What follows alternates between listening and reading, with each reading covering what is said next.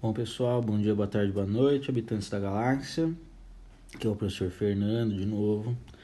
E essa daqui é a segunda parte da nossa aula de sistema digestório, ok? Na aula passada a gente definiu o conceito de digestão, né? Que nada mais é do que quebrar moléculas em moléculas cada vez menores, ou seja, macromoléculas para micromoléculas, para que a gente consiga absorver esses nutrientes na nossa célula e manter o nosso metabolismo funcionando, né? Então eu só consigo aproveitar esses nutrientes depois que eles estão na forma de micromoléculas que conseguem entrar na célula e manter os animais vivos, né? Os seres vivos em geral. Só que na aula de hoje a gente vai falar de como os diferentes grupos animais utilizam estratégias diferentes aí para conseguir fazer essa redução e essa quebra, né? As diferenças vão basicamente ser se a digestão acontece dentro da célula, fora da célula ou os dois, certo? Então, começando pelo primeiro grupo animal, que são os poríferos, as esponjas do mar, a gente fala em digestão intracelular, uma digestão que acontece exclusivamente dentro da célula, tá? Isso é comum em todos os outros organismos que não são animais, que são unicelulares, como as bactérias e os protozoários, principalmente os protozoários, né, que são ancestrais dos grupos animais.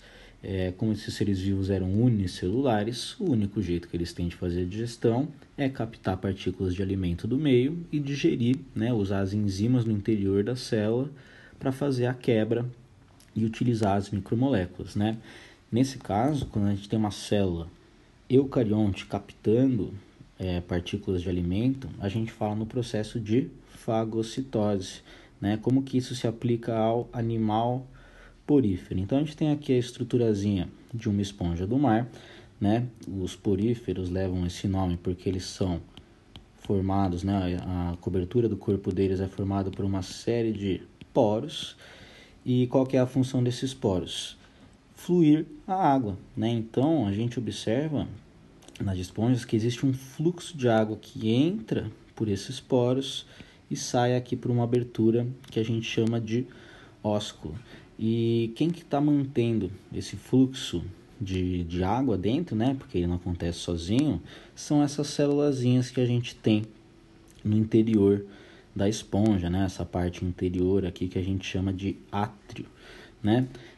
Existem vários tipos de células aqui, mas a que faz digestão especificamente é essa linda célulazinha aqui que a gente chama de coanócito, né? Como é que o coanócito vai funcionar?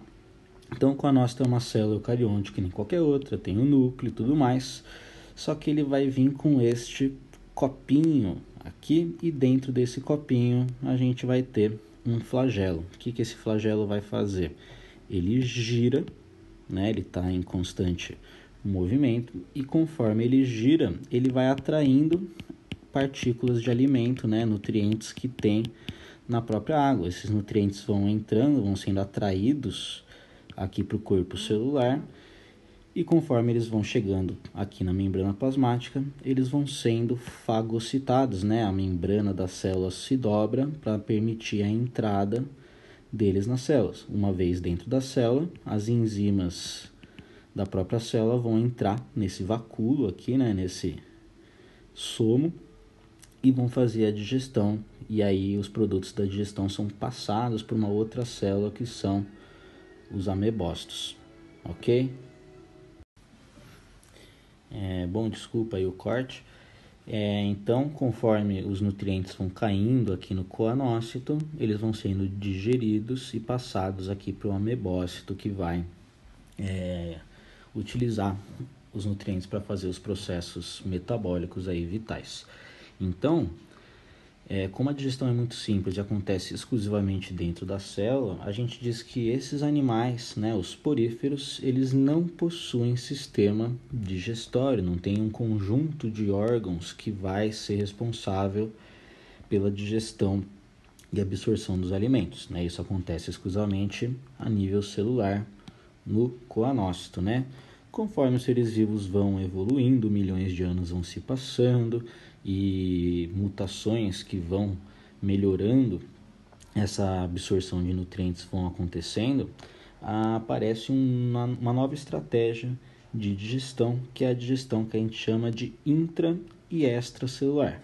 Bom, intra é dentro da célula, extra é fora da célula. Então são seres vivos em que a digestão vai começar fora da célula e vai terminar dentro da célula. Então vai ter uma quebra parcial dos nutrientes antes deles entrarem na célula, e depois esses nutrientes terminam de ser quebrados em micromoléculas dentro da própria célula. Isso só é possível porque nesses grupos animais em que isso acontece, aparece uma novidade evolutiva, que é a cavidade digestiva, né? A gente está falando então dos quinidários ou selenterados, são as águas-vivas e as medusas, e os plateumintes, né, que são os vermes achatados. Todo mundo lembra sempre da planária aqui.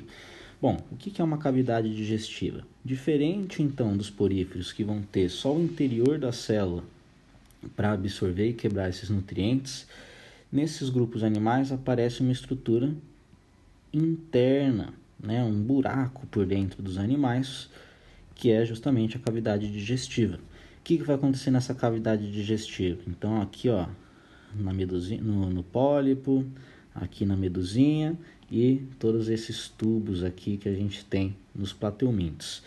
A gente vai ter então uma cavidade revestida por células epiteliais que vão produzir enzimas que vão já no tubo digestório começar a quebra dos nutrientes em moléculas mais simples, né? Assim que eles estiverem simplificados o bastante, eles conseguem entrar nas células da cavidade digestiva do animal e terminam de ser digeridas mais ou menos igual à digestão intracelular dos poríferos, né? A gente fala que esse tipo de sistema digestório é incompleto justamente porque ele só tem uma abertura, que é a boca, né? Nossa, professor, e por onde que sai a comida então se só tem boca? Então, não sai, ela é diretamente absorvida. Óbvio que no caso de uma água-viva, por exemplo, que se alimenta de um peixe, né, vão ter fragmentos que vão ser jogados para fora pela própria boca, mas quase tudo que entra é digerido, é desfeito, dissolvido e vai sendo absorvido e terminado de ser digerido dentro das células da cavidade digestiva. Então, por isso que a gente fala que ele é incompleto, porque ele só tem boca e não tem uma saída. Isso se resolve nos grupos seguintes, né, em que a gente fala numa digestão exclusivamente extracelular. E isso é possível porque a cavidade digestiva, que só tinha uma entrada, ganha uma saída. E a gente fala não mais em cavidade digestiva, mas sim em tubo digestivo ou tubo digestório. Como todo tubo, ele tem que ter uma entrada e uma saída. No caso, a entrada é a boca e a saída é o ânus. Quando a gente tem esse padrão, boca e ânus, a gente fala em sistema digestório completo. Isso aparece pela primeira vez nos nemateumintos, que são os vermes cilíndricos, né? Então a comida entra pela boca e dentro do tubo digestório as células que compõem o tubo digestivo vão jogar enzimas nesse tubo e o alimento vai sofrer a quebra completa no tubo digestivo. E aí, ao longo do tubo digestivo, essas células, esses nutrientes vão sendo absorvidos pelas células que o compõem e aí são distribuídos pelo sistema circulatório desses animais para o resto do corpo, e as células do corpo vão recebendo os nutrientes já na forma absorvível, né? Isso começa em nemateumintos, se estende para os anelídeos, as minhocas, os moluscos, né? Lula, polvo, os gastrópodes, que são as lesmas e os caracóis, os artrópodes, né? Que são os crustáceos, os insetos e os aracnídeos, os equinodermos, que são as estrelas do mar e os ouriços do mar, e os cordados, do qual a gente faz parte, né? Que são os peixes, os anfíbios, os répteis, as aves e os mamíferos. Tranquilinho?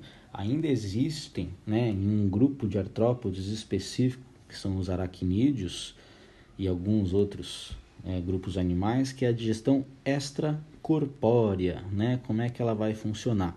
Extracorpórea, fora do corpo. Basicamente, nesses grupos animais, ou eles vão botar o sistema digestório deles para fora, né? Vão externalizar o sistema digestório deles e realizar a digestão literalmente fora do corpo, ou eles vão simplesmente jogar as enzimas digestivas para fora do corpo sobre o alimento vai sendo digerido pelas enzimas fora do corpo do animal e depois ele só vai lá e se alimenta do suco do alimento todo digerido pelas enzimas fora do corpo, né? Como uma aranha, por exemplo, faz isso com uma mosca, ela injeta as enzimas dentro da mosquinha, espera um tempinho, depois que as enzimas já dissolveram os nutrientes da mosca, tem a sopa de mosca pronta para a aranha ir lá e só succionar. Tranquilinho? Então, por enquanto é só. Na próxima aula a gente fala da digestão humana em si, né? E como que essas enzimas vão ter condições específicas aí para fazer a digestão. Coisas como o pH e a temperatura vão influenciar muito na ação das enzimas. Até porque estamos falando de reações químicas, né? E toda reação química vai ter condições específicas para acontecer de maneira ótima. Ok? Então, por enquanto é só. Até a próxima. Tchau, tchau.